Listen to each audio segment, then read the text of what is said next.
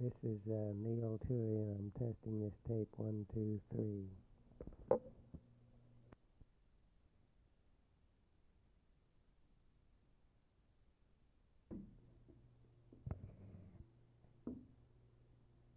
It is March 28, 1972. I am Neil Tuohy. I'm in Henryetta, Oklahoma. I'm here for the Christian College Department of Living Legends. That is not the audio library of Early Day, Oklahoma. It's for the students' use. I have here with me today Mr. James H. Hudson of Henryetta, Oklahoma. And he's an early day settler here, came here during the Indian Territory, and I thought he might have some interesting stories and incidents of early day Oklahoma. Mr. Hudson, would you like to tell us something about early day Oklahoma and some stories? Yes. My father came here in July of 1903 to Henryetta Indian Territory, which was then a coal mining community. And because of the payroll situation, he decided to start his bank here, formerly being a lumberman in Indiana. He started the Citizens Bank here in 1903 and retained charge of that for many years until finally sold out. The family he moved down here was his wife and 7 children. And it was quite an undertaking to come down by train in those days to a wild community, or so the people thought back east in Indiana, strictly Indian country. Let's cut it. Now, Henryetta Indian Territory at that time was strictly coal mining. Very little of anything else was here except the payrolls of the coal mines. And it was a considerable payroll. At one time in this community there were 37 coal mines. At the present time there are none. What year was that, about 1903, did you say? Yes, I came here in 1903. At that time, they had only one school building in town. It was a kind of a shotgun building, like they threw up 1x12s, and all the grades were together in one room. It was situated on Main Street between the 6th and 7th Street, as it now is. The town had been laid out, and the streets were laid out, but of course there was nothing except just dirt and sand, mud holes and that. But you watch my hand there and cut that off.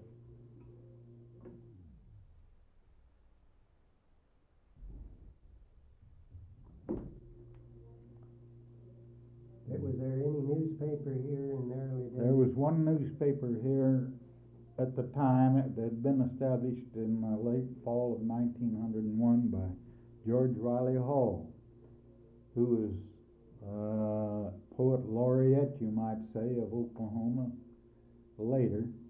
And he was the author of the poem which starts out, "Land of the mistletoe, smiling in splendor out from the borderland, mystic and old." And that was adopted by the by the Oklahoma legislature as their state poem. George Riley Hall ran the Freelance, which was an issue, came out about once a week when he could get the typeset and the money to buy the paper. But it was rather erratic, but still it was a paper, and the only one we had. There were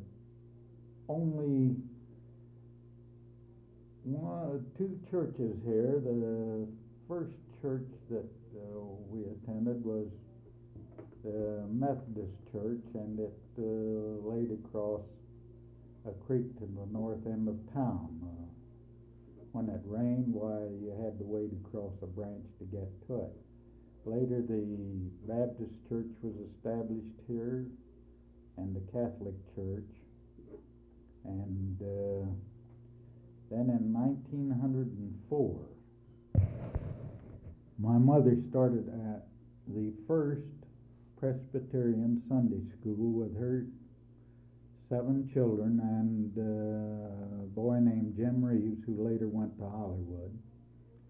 And that was the first Presbyterian Sunday school in this town. Later, Mr. Burnett and his wife came down with their children, and they joined the church.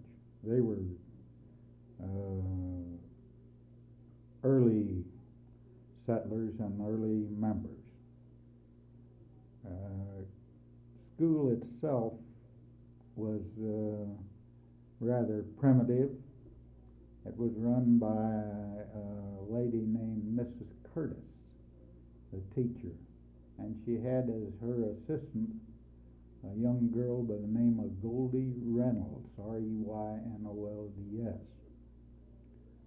And you sometimes attended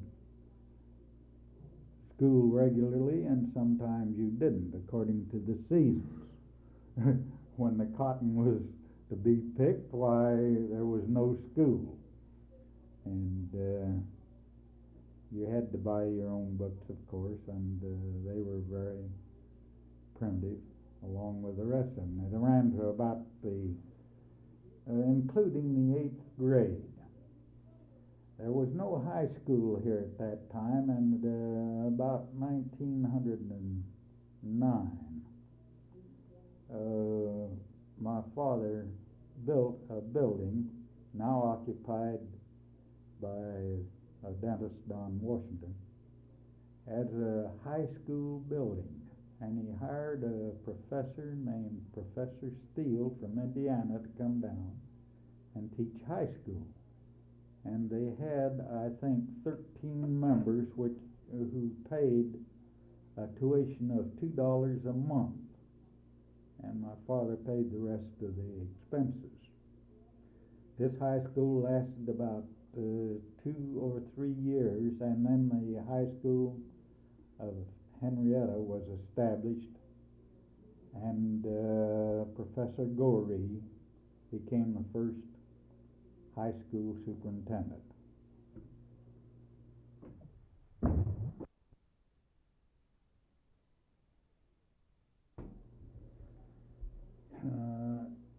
You must realize that in the early days there was really very little law and order in the Indian Territory. It was a highway for gangs to go from Kansas to Texas. And the only police we had in the early days actually were the light horsemen, the Indian police out of Muskogee and under the Fort Smith, Arkansas jurisdiction.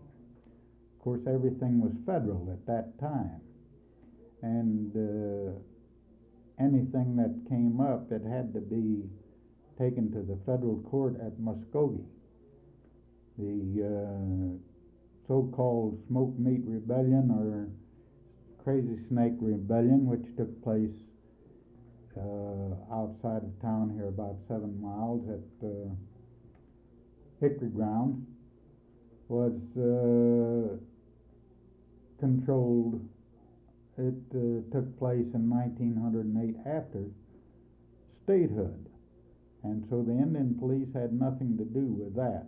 The militia itself of the state came here and went out and arrested a few Indians and Negroes and took them to Muskogee, where they were eventually turned loose. There was no killings, except what killings took place between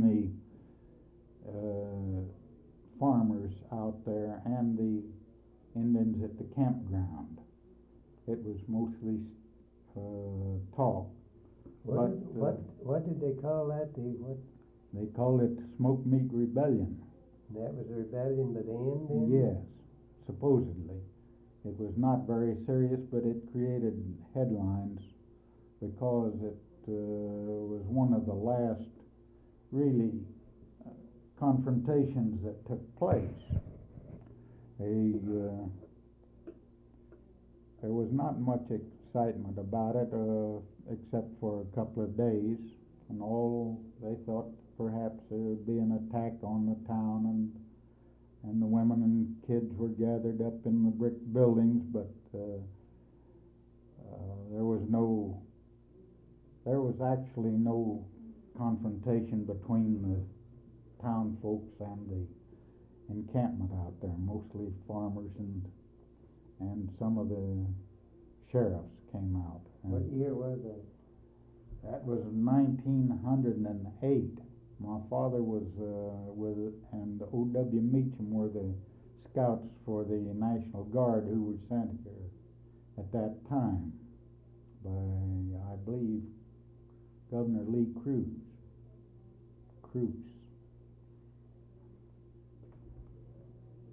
How about in the mining industry? Did you have any connection with the mining industry at all? Any dealings? I was, of course, too young to work in the mines, but the boys went to work at the mines at about 14 years of age then. It was all hand-picked. There were no machines. They came in later. And it was quite a big item. In fact, it was the only item here for a while that produced revenue. And as I said before, there were many mines here, some large, some small eventually, and they all disappeared. The oil fields came in later and took place, furnished revenue, but that was many years later. Was there a railroad here? Frisco Railroad came through here in 1900 and was a direct line from Kansas City to Dallas. And later in 1905, I believe it was, they put what they called the KONG, Kansas, Oklahoma and Gulf Railroad through here. Colonel Roy Hoffman was the engineer on that, was the civil engineer, railroad engineer. And the KONG came through here and went down toward Durant. And it's called the Midland Valley today. That's getting back to the law and order days.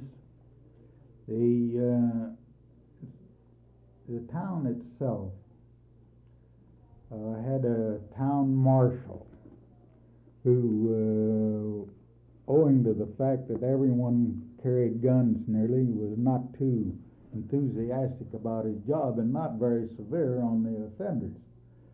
The town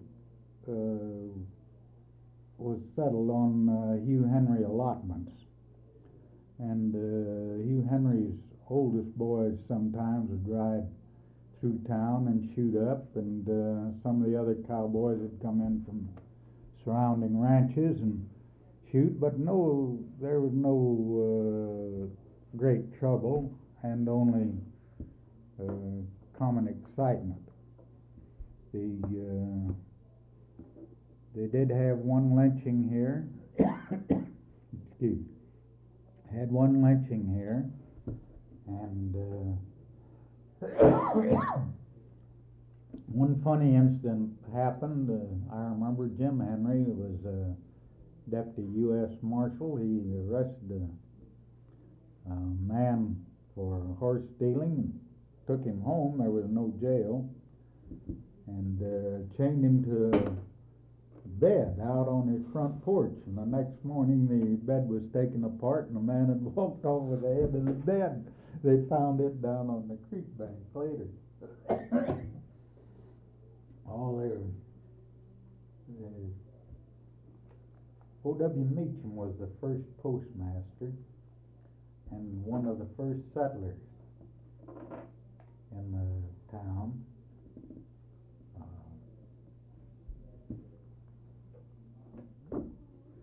I've heard Mr. Meacham and my father and other men discuss the Daltons and the Youngers and the Morey gang and all the rest of the outlaws who used to come through here, and always affected the change of horses, generally west of town. Clint Summers, who lived out there and was an early day settler coming here in about 1895, was often bothered by the outlaws coming along and trading horses without his consent, but which he was very glad to do to avoid trouble. Everything politically was Democratic at that time. It was my father was one of the few Republicans coming from a northern state in town, but he did serve as one of the 12 members of the original Constitutional Convention, which was held in Oklahoma City. He was one of the original members and was later appointed by Governor Murray as the original Republican member of the Tax Commission. There were only 3 commissioners at that time, and they set up a new tax commission, which operates today, as you well know, and he was the original Republican member of that commission.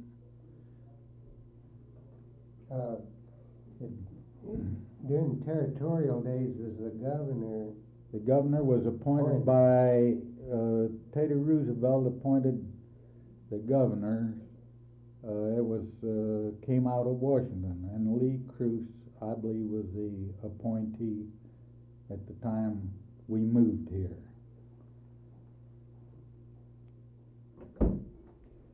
In the early days, game was very plentiful in this territory.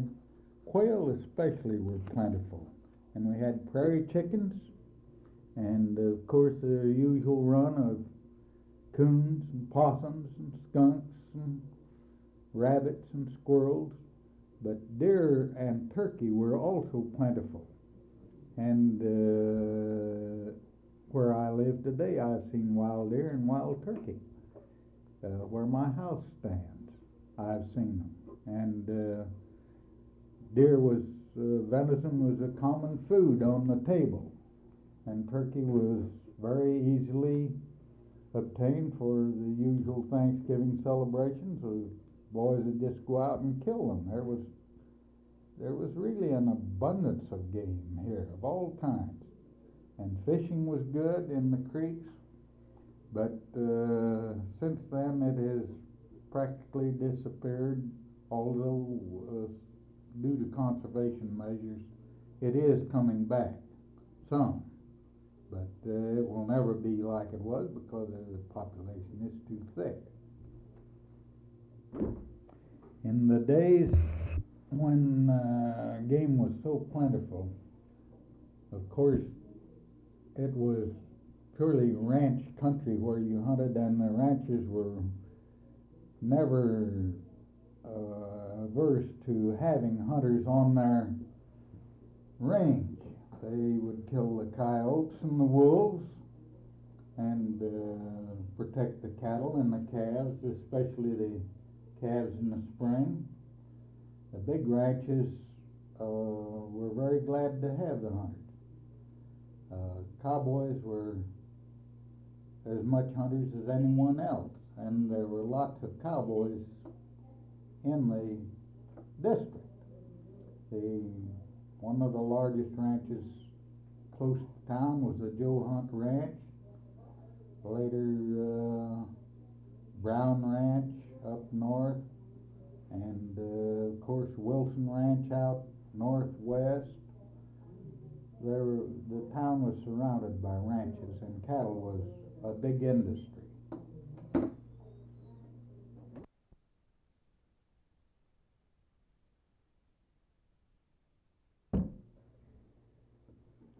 This is Neil Tuohy. I have been interviewing Mr. Hudson, and we are now at the end of that interview on March 28, 1972 in Henryetta, Oklahoma. Thank you.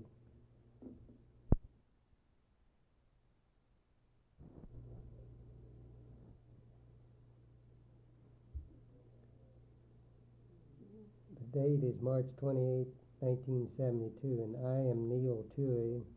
I'm here in Henryetta, Oklahoma for the Oklahoma Christian College, the Living Legends Department, which is an audio library of early day Oklahoma.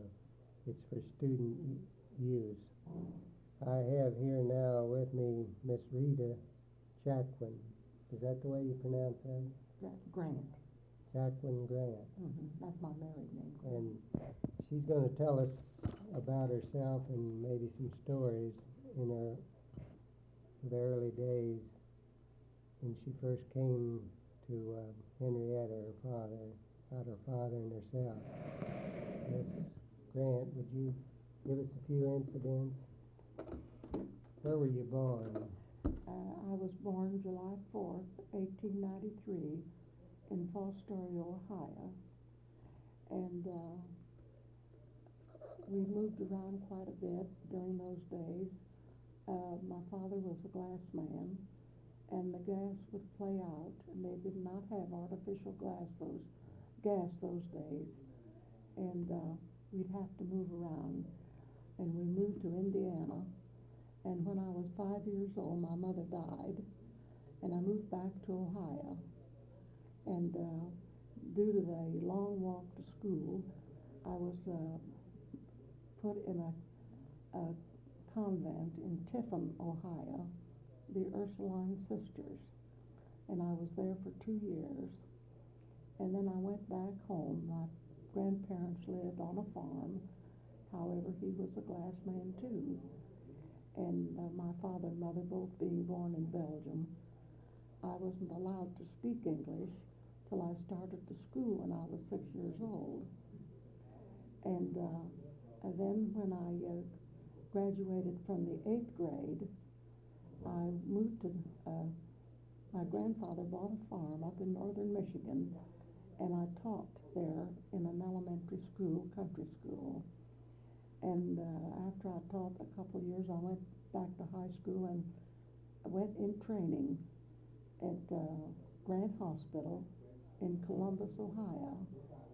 And I graduated there in 1917 and moved to Washington, Pennsylvania, where I went into the Red Cross as an Army nurse. And they sent me to Camp Macon, Georgia, and then on to Fort Slocum out of New York. And it was during that terrific flu epidemic, and I was sent to France on the La France, the boat, and served in Brest, France, supervisor over 2 base hospitals. When I returned back to this country, I went back to Washington, Pennsylvania, and had the whole southwest corner of Pennsylvania from Uniontown to Pittsburgh to Wheeling on Red Cross, taking care of all mine disasters and new babies that were born and baby clinics and what have you. That's where I met Mr. Grant, whose father came from Scotland. Father and mother came from Scotland, and he was Queen Victoria's landscape gardener for 12 years at Balmoral Castle for Queen Victoria. And then they came to this country, and he laid out most of the estates in East Pittsburgh. They were all born with 6 children. 5 of them were born in Scotland. My husband was born in Pennsylvania, in Pittsburgh. After that, he went in learning the glass business, and we moved to Clarksburg, West Virginia. And in the meantime, my father, who had been in the glass business for years and supervised the building of some plants in Bern, Switzerland, Madrid, Spain, France, was appointed general manager of Pittsburgh Plate. At that time, they wanted to build a factory and have a factory east of the Mississippi, west of the Mississippi. And there were 17 towns in Oklahoma wanted it. And he selected Henryetta because of its closeness to the material that they needed to make glass. Going back to my grandfather, Jackman, he blew glass for 40 years the old-fashioned way, and but he lived to be in his 80s. After they decided to build a factory here in Henryetta, my husband and I came here from Clarksburg, and in April of '29, and he was supervisor of the plant here till he passed away 16 months later. And at that time, I went back into Red Cross work. They weren't paying nurses too much those days, and went back into Red Cross work during the Depression. I had the whole county. And then after the emergency and the federal government came in, I was supervisor over the FERA, and then the WPA and the National Youth Association, and had charge of all of that till they finally, things perked up in the country. It was no fault of anybody's that they had to be on relief. It was a condition of the country at that time.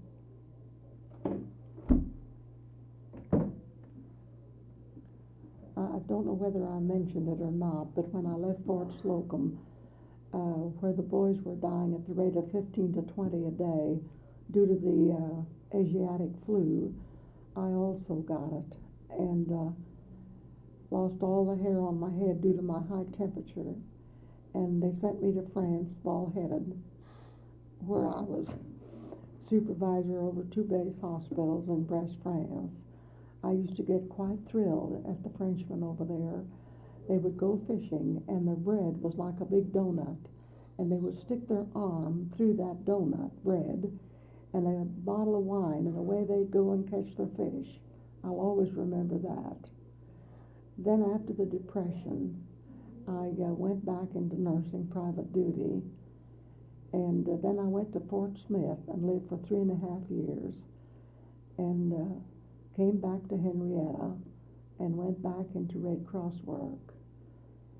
And I did that, and also would help the being executive secretary. I would get the boys home from the service and do all emergency work like that.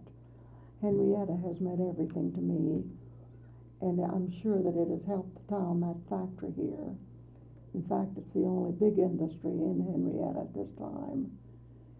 And were you with the Red Cross during the World War II? no, You weren't with them? my boys were 5 and 6 when their daddy died in 1930, and the one always wanted to be a farmer and a weatherman, and that's what he is today. He teaches meteorology at the Colorado State University, and he has taught in Tel Aviv, Israel, and the last year he has been on a sabbatical for the colleges, and he was 3 months in Santa Barbara, and they sent him to the Fiji Islands, Australia, New Zealand, and Hawaii.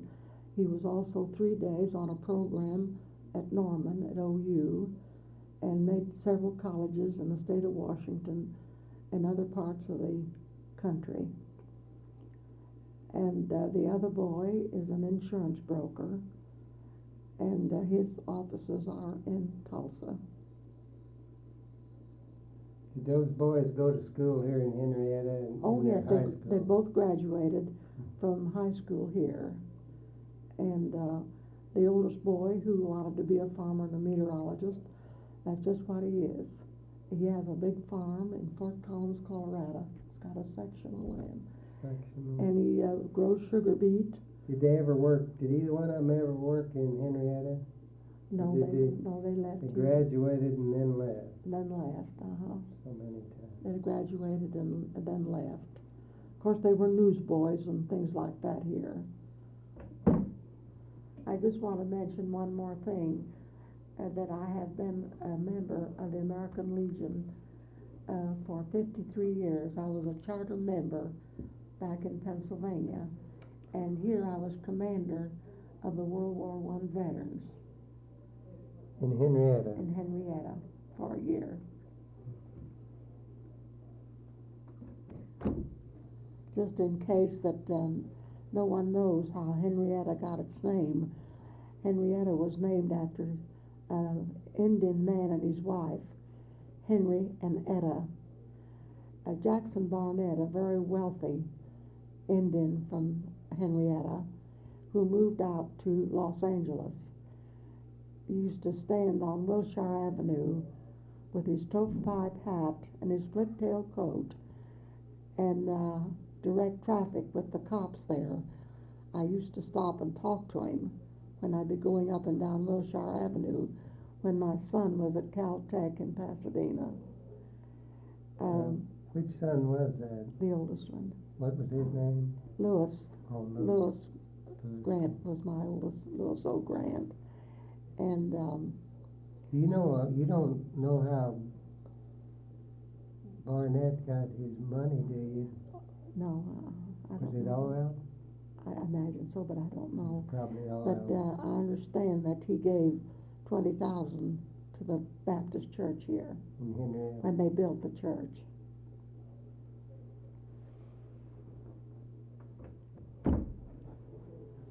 This is Neil Tuohy, who has interviewed Miss Rita Jackman, and this interview is concluded. I thank you.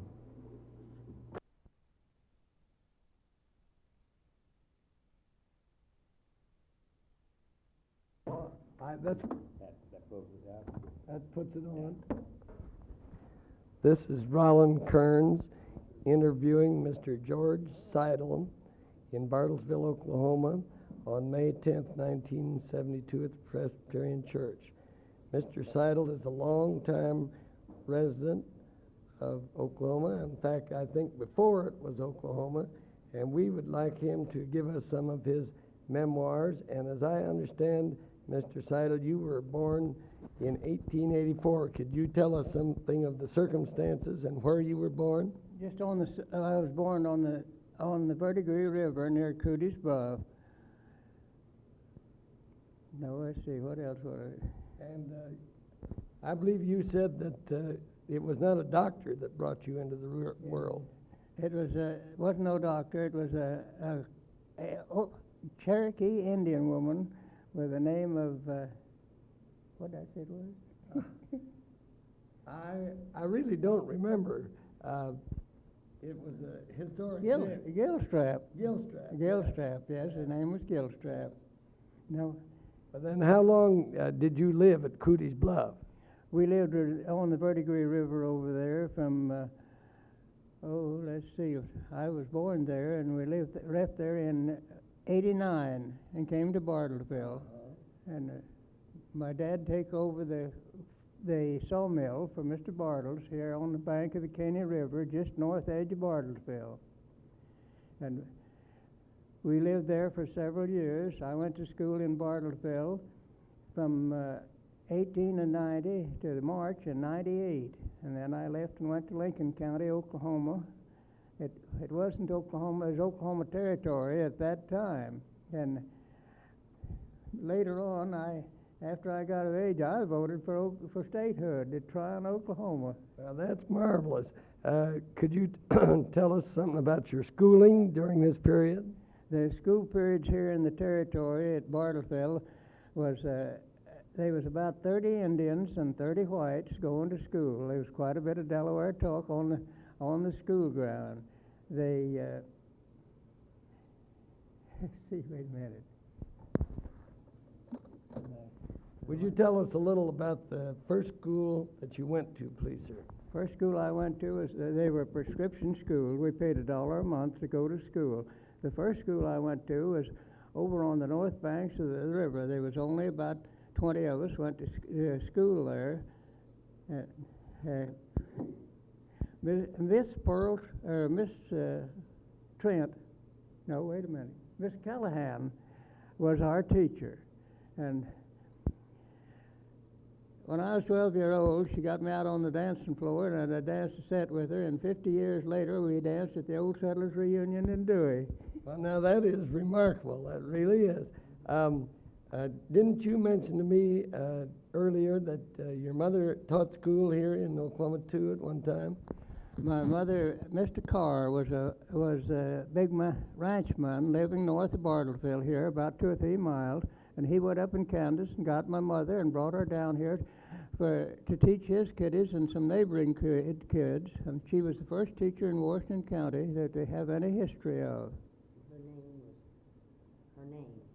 Oh, her name was Mellie Smith, not Nellie, Mellie Smith. Mellie Smith. Well, that is most interesting, and I take it that Bartlesville was named for Jake Bartle. Then my mother and father both are buried about 5 miles north of Bartlesville in what's known as the Stokes Cemetery up here, just over the Osage County line now. But you mentioned that your father was sent down here to take care of the sawmill. Did you have lumber yards in those days? They had the mill was all under shed, and they had those different grades of lumber, the different size lumber under different sheds. Yes, they were similar to a lumber yard today. Your father did the milling. Your father did the milling. Yeah, my father had charge of the mill. He was mill there. There was 4 men working there in the mill at all times under him. Well, I believe that you mentioned that you were not very old when your parents died. What? You were not very old when your parents died, were you? Didn't your parents die when you were rather young? Yes. I came to... Now, wait a minute. How's that? Your mother and daddy died when you were quite young. Yeah, my mother died when I was 11. Father died when I was 15. And I was old enough to choose. He had left us a little insurance money, and I was old enough to choose my guardian, and I chose an old uncle of mine living in near Perkins, Oklahoma, what is now Payne County. Mm-hmm. That was Oklahoma Territory then. Yes, Oklahoma Territory at that time. Mm-hmm. Well, now, later on, I believe you went to school, didn't you say, in Missouri? I finished my education at Chillicothe, Missouri. I taken teacher's course first, and then I passed, and then I went and finished taking a business course and finished it. Well, did you like business? Did you like keeping books? Then I came back to Bartlesville, and I taught books here for the Jess Overlease Lumber Company here for several months before going on to Oklahoma City to learn the barber trade. You did? What year was that? In 1907. 1907. In 1907. I didn't know they had barber colleges as early as 1907 in Oklahoma City. Chillicothe, Missouri was rated as the second best business college in the United States at that time. There's one in Illinois was rated as higher than Chillicothe was. Well, then I believe you got kind of tired of bookkeeping after a while, didn't you? after keeping books a while for Mr. Overlease here at Bartlesville, I got tired of that, and so I decided then I'd go learn the barber trade, and did, and learned the barber trade to Oklahoma City, and came back to Tuohy and started in barbering there.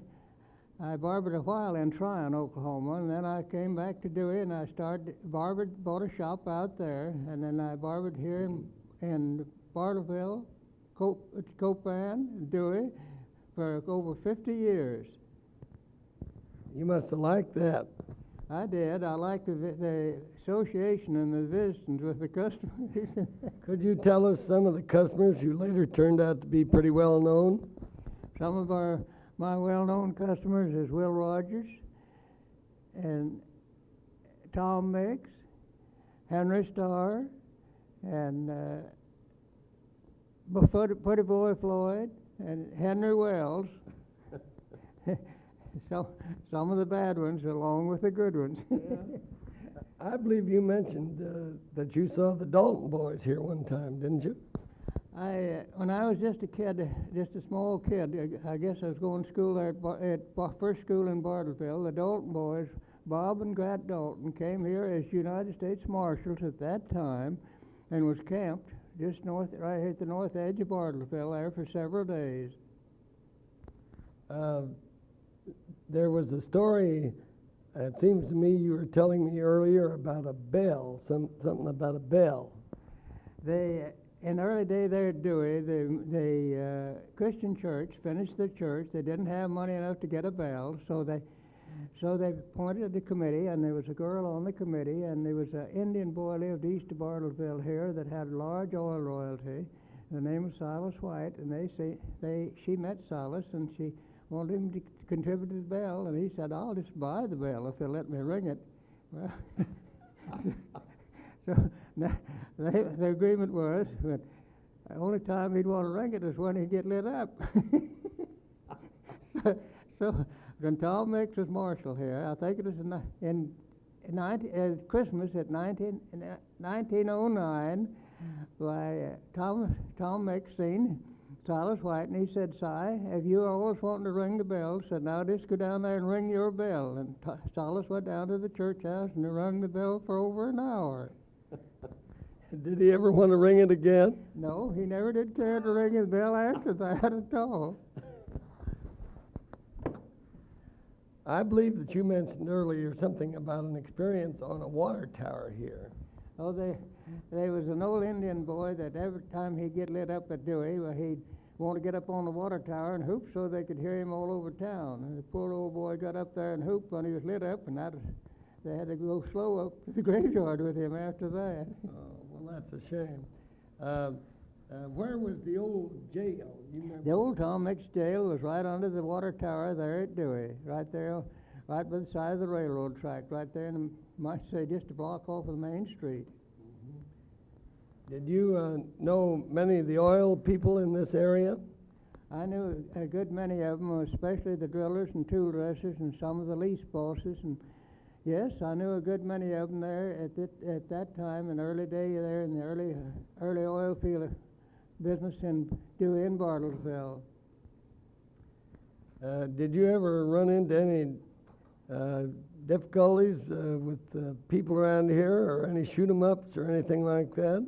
Yes, I've heard the shots of 2 or 3 different ones that was killed, but I've never seen one.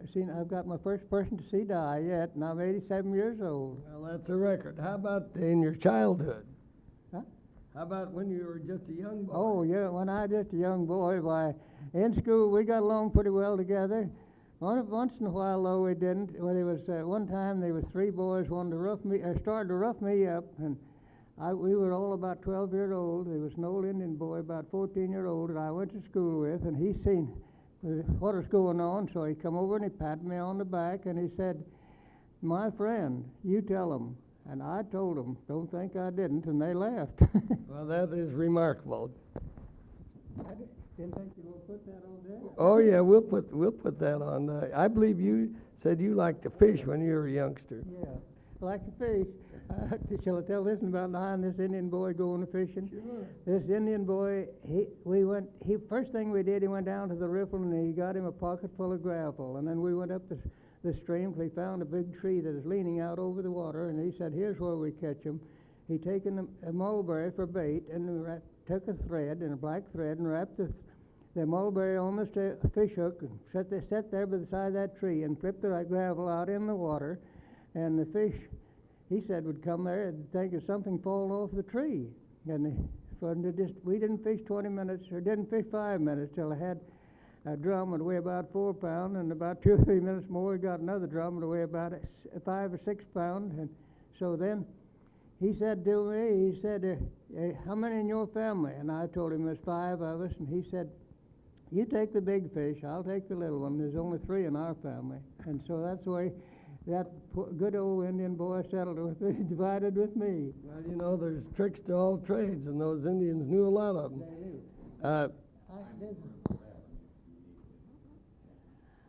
I don't know whether I'll tell this, but I'm going to. The Indians, 90% of their fish that they caught, if they was male, they eat them, and if they're female, they turn them back in the water. No, I didn't. Another thing they did, they didn't kill no female squirrels at all. Then the way they could tell the squirrel whether it's male or female, when they seen him, and they hid behind a tree and went to barking like a squirrel, and if it's a male, he'll come and stick his head around the tree, and the Indian took him home. If it's a female, he didn't bother. She stayed on the other side of the tree, and he didn't bother her. Are you telling me that male squirrels are not as smart as females? He's more curious. He wants to see what's going on. He wants that imitation bark. Well, you were telling me a little bit ago about when you worked in the lumber mill having to destroy all the mistletoe that you took off the trees and burn it. When we was instructed to cut saw logs, if there's any mistletoe on a tree, we was instructed to either burn or bury that mistletoe. As a cow eating a mistletoe will lose her calf if she's carrying a calf. And does this carry over into a human being? Do what? Is this true of a human being? Will that cause a miscarriage in a human being? I don't know whether it will or not. I don't know whether it will or not, but I was told, and I've pretty good authority, that the Indian girls taken the mistletoe and made a tea of it, and the night before and the next morning they would be unwell. That was birth control. Yes, I think maybe that's true. I'll have to check up on that. I believe you told me that you were at one time fire chief at Tuohy. I was fire chief there at Tuohy for under 3 different mayors, under Mr. Chamberlain, Mr. Hines, and Mr. Kimes instead of Hines, and Mr. Alton, Dave Alton, 3 different mayors. I was fire chief under them, and I had quite a bit of experience with the fire department there. We held one record, though. We made 42 runs in 2 years and never strung hose. We used a lot of chemicals during that time. We had a 50-gallon chemical tank and then the extinguishers, and we used them by getting on the job. We could handle them small fires that way. But when we did have a fire, we had 2, one at each end of town, lost them both. I believe there was another one you lost in a rainstorm one time, wasn't there? Yes, we lost one fire at the cement plant. The cement plant had a commissary there by the plant. It's just east of the city of Tuohy, and the fire struck. There's a 500-volt wire running into the I guess it was the meat department of the commissary, and the lightning struck that and run in there and burnt that, and was called over there at night, way long in the middle of the night at this fire, and the town is just east of the city of Tuohy. The cement plant is just east of the city of Tuohy, and then we started with the fire wagon. Why, we didn't have no hood on top of the fire wagon. We got drowned wet before there. We went through 3 blocks of smoke from that building that we couldn't see our hand in front of us, wondering what we'd run into, but we went clear through it fine and dandy. When we got to the cement plant,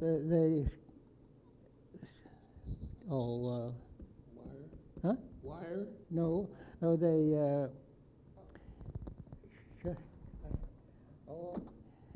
the filling station, they have in the hydrants in the cement plant was half-inch smaller than our hydrants, and therefore we couldn't hook a hose on it, so they had a connection there at the cement cement plant for us there, and we had trouble finding the reducer, and when we got to the hydrant to hook on there, they already had a line hooked on with an inch line. We had to take that all off and hook on our hose. When they got our hose on, they hadn't got the 500 volt water fire, 500 volt wire disconnected, and it was running in the water, and we didn't dare get in the water, so we had to wait for them to disconnect that before we could throw water on the foundation to put it out. Did you get much back talk on that one? There you go, yes, a lot of them commented, they hollered, save the foundation.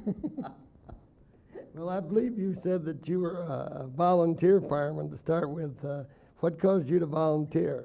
Why, what caused me to volunteer was they had a colored riot here in Dewey way back there in the early day, and there was some colored houses burnt, and the boys that was firemen then made the run down at the fire department, and they chopped the hose on them, and the boys couldn't put the fire out, the colored, but I sat on top of the house all night throwing, keep the coals from setting in a fire. And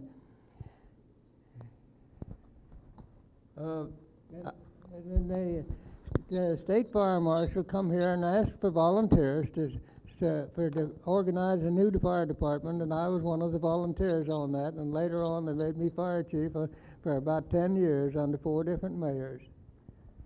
I believe you mentioned that you live about 10 miles north of town here now. In what kind of home do you live, Mr. Seidel? I bought a farm 10 miles north of Dewey, and I was married at my wife's home here in Dewey, and later on she fell heir to the house, and I moved the house out there to my farm, and the house is there on the farm now, and I'm living in it. And that has been that's been 62 years last March. Was this part of the country hurt very badly by the Depression, Mr. Seidel? Well, the Depression was pretty bad here on us, and they fixed 7 different projects in the north end of the county here, and I was one of the road bosses on one of these counties there, and after I finished mine, the boss put me on as timekeeper for the rest of the duration of that time. I did serve for nearly 3 years, though, as a road boss under Mr. Owen Lucas, the county commissioner on the north end of the county. I believe that Nellie Johnson, number 1, was the discovery well, at least in this part of the country, if not the state. Do you remember anything about that, Mr. Seidel? It's located just right here in the north part of Bartlesville. Yes, I was fishing on the dam at that time, and I heard the shot fired, and I can tell 2 or 3 little things about it. Oma Umphrey and Jenny Cass was the 2 girls. Jenny Cass was Keeler's stepdaughter, and she was the one that shot that well, dropped that there. There was another unusual incident happened there that I seen at this oil well one time I was there when they was working. There's a tool dresser was trying to throw a hatchet like a tomahawk, and there's an old Indian boy by the name of Wheeler just laughed at him and said, "Let me show you how to throw that tomahawk." And he took the hatchet and he turns it upside down, the blade of the axe back, and he'd throw it that way and stick it in a tree. He said, whenever you see an old Indian come at you with his tomahawk raised up like that, he's going to hit you with it. If he's going to throw it at you, he'll turn the blade backwards and throw it. Can you give us a little more information on your association with the Indians? When I was going to school at Chillicothe, Missouri, the Indian baseball team came through there, and us schoolboys, college boys, all went down to see the game, and I thought I seen one there that looked like a Delaware Indian boy I went to school with. So they put him out on the diamond, was batting the balls out to to get them acquainted with the diamond, and this ball was batted past this Delaware Indian boy, and I hollered "Shalonde" at him. That's hot. And he said to me, "Co," that's yes. And so I said to him, "Shinky Hutch," that's how are you. He said, "Inja," that's my Delawarean friend, my friend. I said, "Co," and he said, "Here he come just a-running to meet me." And so when we met out in the diamond, the college boy thought we was going to fight. Instead of that, we bear hugged each other. And he took me on down to the home plate. About that time, they quit playing ball, and they took me down to home plate, and they had a big bass drum there. Well, I had had a little experience playing with the Delaware boys playing the drum. So I just reached down and picked up the drumsticks and started drumming, and them old Indian boys all up and grabbed their feathers and their hats and feather goods, and they put them on. They put on a war dance around the drum there. We had caused a lot of fun and excitement there at the college and the school by having a white boy helping Indian boys drum up a dance there. You told me, but we weren't live at the time, about 2 times you got run out of the ocean down in Mississippi on a vacation. The first time there was some 30 or 40 of us folks swimming down there in the Gulf, and there's an old boy fishing quite a little ways out from there, and he hollered, "Looky there, here come an old shark," and he went right in between half of us and the bank. And boy, you ought to seen us get out of the ocean when that shark come in there. And the next time I got run out, I had a great grandson that had a big ball, and they crab fellows and fishing for crab. They used something what we called a trot line, and he left it, and they tie the snells to the line and tie a piece of meat on it, and the crab did that, and they just raised this up these snells and put their little seine underneath it and catch the crabs, and that's the way they catch them. And this stake was sticking out there, and the one end of it could come loose, and the wind had wrapped it all around up there, and I went out there to get that rope, that string of that rope to tie the kid's ball, and the crabs took after me and run me out of the ocean. You were starting to tell something else here a minute ago about your childhood experiences here. Do you remember what that was? A childhood experience? Yeah. No, which one was it? I was over there in Arkansas, and a cousin and I, we went squirrel hunting, and we came to Gaither Mountain. It's north of Harrisonville, Arkansas, there, and we going around that mountain, why we came to a place where the water was pouring down over the rocks there. It's on the northwest corner of the Gaither Mountain in Arkansas there. And we come up over those rocks and got up there and see what is up there. And there was a cove back in the mountain. I should judge it's somewhere near 10 acres to there. And it's in a rock wall clear around that cove, with the exception where that water poured out over those falls there. There was 4-foot trees there, 4-foot oak trees, that I believe was 40 foot to a limb. And I'll say there was 200-300 of them. And nobody had ever been able to, they were virgin timber. They couldn't get in there to get it. And the squirrels, believe it or not, would sit on the side of the tree and just look at us. They never had seen a man before, I guess. And it is something unusual to see. Thank you. That is one of the things that I think is a good Lord. And showed me, I told you, he showed me several things. That's right. That was one of them. But I always admired, and always, as the old saying is, kept in there. I always wanted to go back to Arkansas, just to see how that was. To see if they'd ever found those trees. Yeah. Cut into that from there, from below, to get that timber. You take one of those old trees, just think of it, 4 foot through and 40 foot to a limb. How much lumber is in there? I don't know. That was something wonderful there. Well, to the son of an old lumberman, I'm sure this was quite interesting to you. He and raised on the lumber. Yeah, that's right. Yes, it was. It was sure interesting to me to see that timber there. Well, Mr. Seidel, this has been a most interesting experience for me, and I'm sure that it's been enjoyable to you also. And with much thanks, we'll say this is Ron Kearns terminating the interview with Mr. George Seidel on May 10th, 1972. Thank you. Yes, sir.